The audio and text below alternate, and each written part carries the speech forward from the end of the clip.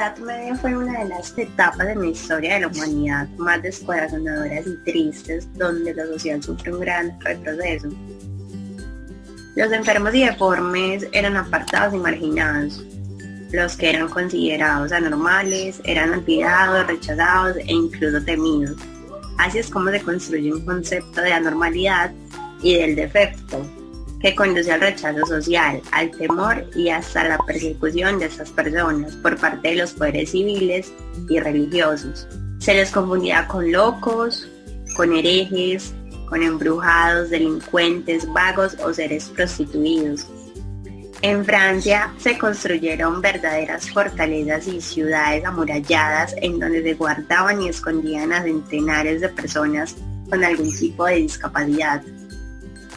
En el siglo XIV, los nacidos con alguna deficiencia, ya fuera física, sensorial o mental, como la sordera, la ceguera, la parálisis, la cuadriplegia, entre otros, eran confinados a grandes encierros, en los que eran exhibidos los fines de semana a manera de espectáculo circense o de gran zoológico, para que las familias se divirtieran un poco, manejando la conciencia social, rectificaran los actos cometidos en el pasado por considerar a estos monstruos o fenómenos como la más grande señal de un castigo enviado por Dios. Tras la aparición de la Iglesia cristiana se condena el infanticidio, pero se alienta a atribuirles el origen de cualquier suceso sobrenatural y se les denominan endemoniados, sometiéndolos a prácticas exorcistas. Posteriormente, los anormales constituyeron un pretexto también de Dios para despertar la caridad, el fin, la promesa de salvación y vida eterna. Por lo menos ya no eran considerados fenómenos, ahora eran llamados miserables. Su función ya no era la de divertir ni la de solamente despertar el arrepentimiento, sino que sufrió un cambio aparentemente más digno, el de ser los portadores del objetivo de Dios, liberar a los normales del pecado por la caridad. Por otra parte, prácticamente las poblaciones de todos los países del mundo tienen minorías nacionales, étnicas, lingüísticas y religiosas. Muchas violaciones de los derechos civiles, políticos, económicos, sociales y culturales ocurren a causa de la discriminación, el racismo y la exclusión por motivos étnicos, religiosos, nacionales o raciales propios del grupo afectado. Las cuestiones relacionadas con las minorías han estado contempladas en el Programa de Trabajo de las Naciones Unidas durante más de 60 años. Desde 1948, la Asamblea General declaró que las Naciones Unidas no podían adoptar una actitud de indiferencia respecto al destino de las minorías. El documento final de la Cumbre Mundial de 2005 reafirmó la importancia que tienen la protección y la promoción de los derechos de las minorías en la labor de las Naciones Unidas, al señalar que la promoción y protección de los derechos a las personas que pertenecen a minorías nacionales o étnicas, religiosas y lingüísticas contribuyen a la paz y la estabilidad política o social y enriquecen la diversidad cultural y el patrimonio de la sociedad. La inclusión social es un tema al que se le ha dado gran relevancia a lo largo de la historia humana y por ende se ha estudiado desde diferentes puntos de vista. Uno de ellos es la psicología. En 1943, el psicodinámico conductual humanista existencial Abraham Maslow propuso la teoría de la motivación humana. Sus bases fueron las ciencias sociales y esta se utilizó bastante en la psicología clínica. ¿Pero qué propone esta teoría? Maslow encontró una serie de necesidades que tiene el hombre y las clasificó en un orden jerárquico, según la importancia que tienen para la supervivencia y la capacidad de motivación. Cuando las necesidades fisiológicas y de seguridad están satisfechas, se puede pensar en las de amor, afecto y pertenencia, en las de estima y en las de autorrealización. Para entender lo que pueden llegar a sentir las minorías con la discriminación, nos centraremos en las necesidades de amor, afecto y pertenencia, ubicadas en el tercer lugar de la pirámide, y las de estima, ubicadas en el cuarto. El primer grupo seleccionado, a modo de resumen, se podría definir como aquel que le permite al hombre aislarse de sentimientos de soledad y de rechazo. Surge entonces en el hombre el deseo de casarse, de construir una familia o de pertenecer a algún otro grupo social, como la comunidad, la iglesia, un club. El segundo grupo elegido, o sea el de la estima, se clasificó en dos partes. Una inferior que tiene que ver con el respeto a los demás, y allí se incluye la necesidad de estatus, de reconocimiento, de reputación, de dignidad, entre otros. Y por otro lado, la superior, que se relaciona con el respeto a sí mismo. Allí se incluyen los sentimientos de confianza, de logro, de independencia, de libertad, etc. Según la teoría, estas necesidades son innatas del ser humano. Lo que cambia es la manera en la que se satisfacen. Por ejemplo, más adelante en el tiempo surgió un movimiento contracultural juvenil popularmente conocido como el hipismo. Un grupo de jóvenes de Estados Unidos protestaba porque no estaba de acuerdo con las estructuras sociales establecidas. Esto por supuesto marcó un antes y un después en la historia, pues muchas personas ya no estaban interesadas en construir una familia como se conocía antes. Esto no quiere decir que la teoría esté incorrecta, porque si analizamos, de todas formas estas personas estaban siendo parte de la comunidad hippie. Además, simplemente hubo una reconfiguración en la estructura de las relaciones, pues ya no estaban sujetas a los compromisos que la iglesia o el gobierno establecían, sino a acuerdos privados mutuos entre la misma pareja. Para una estabilidad emocional, entonces es necesario un buen trato y una inclusión social. En el 2016, María Alejandra Díaz, estudiante de la Facultad de Psicología de la Pontificia Universidad Javeriana, publicó un trabajo titulado Las TIC como posibilidad de inclusión social. Allí menciona que desde una perspectiva psicosocial y psicosociológica, las prácticas de exclusión e inclusión podrían tener una relación con el sistema de dolor físico del ser humano. Eisenberg y Lieberman son pioneros de esta teoría y mencionan que el dolor que se siente al atravesar por un rechazo social tiene similitud con el dolor físico humano.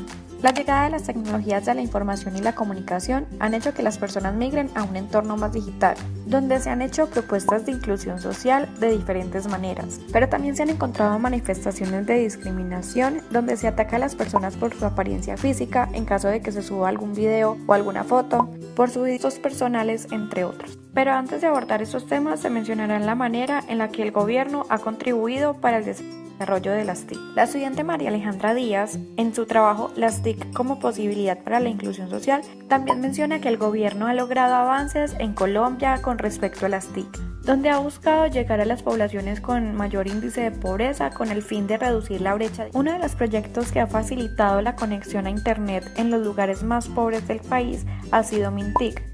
Para el 2013, 777 municipios estaban conectados a una red de Internet. Y en el 2015 se alcanzó un incremento del 96% de los municipios del país, logrando una conectividad en 1.078 municipios. También se inauguraron 100 puntos Vive Digital y 25 de ellos cuentan con aulas conectando sentidos, creadas exclusivamente para personas con discapacidad visual y auditiva para que puedan hacer uso de lo digital. Cada vez más personas están conectadas, incluso las que antes no tenían la capacidad económica para adquirir estos servicios. Así que se podría decir que la ciudadanía está compartiendo dos espacios, el digital y el físico. La primera manera de ciudadanía digital que se analizará es conocida como mundos virtuales. En el artículo Mundos Virtuales, Nuevas Generaciones y Nuevas Formas de Socialización, publicado por la revista Tecnología y Sociedad en el 2013, se menciona a Morton Alhaide como la primera persona que se acercó al concepto de realidad virtual, pues en 1957 creó la máquina llamada Sensorama, con la que las personas podrían disfrutar de una película en tercera dimensión, que incluía la presencia del sentido del olfato, sonido estereofónico, vibraciones en el asiento y viento en el rostro. Eso permitía una sensación o una ilusión de la realidad.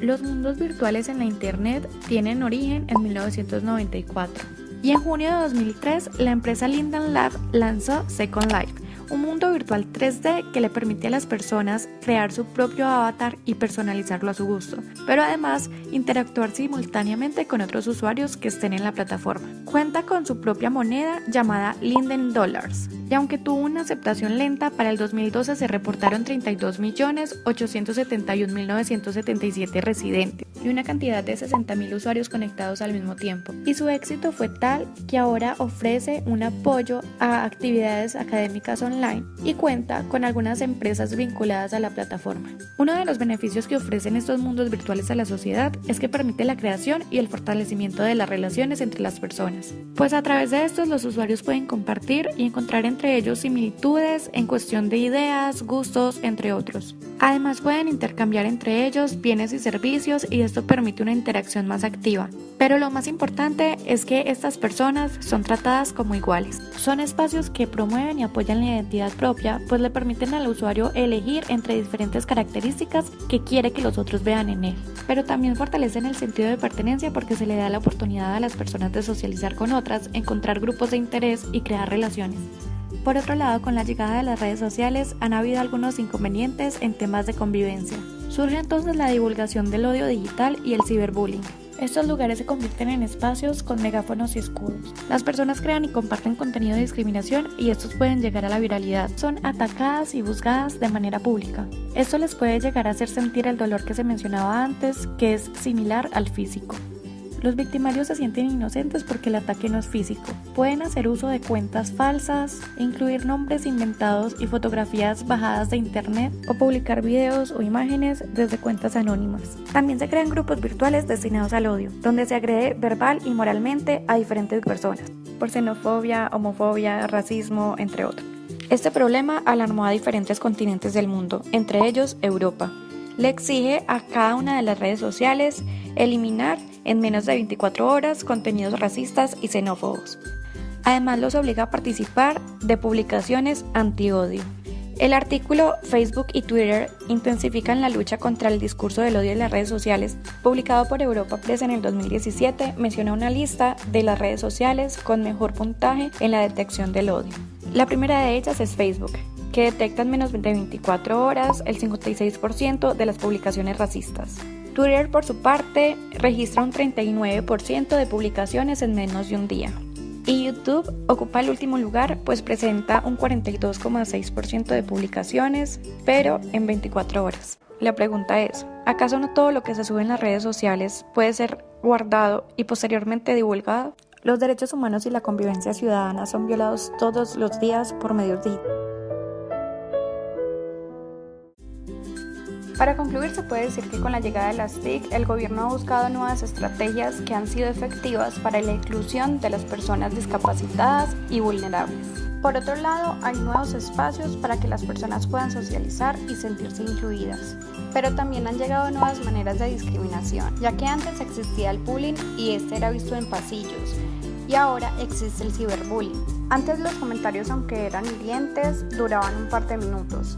Ahora quedan fijos en las plataformas y aunque lleguen a ser eliminados, pueden ser guardados y posteriormente difundidos. Y existe también la posibilidad de crear contenidos de odio como videos, grupos en Facebook, memes y otros.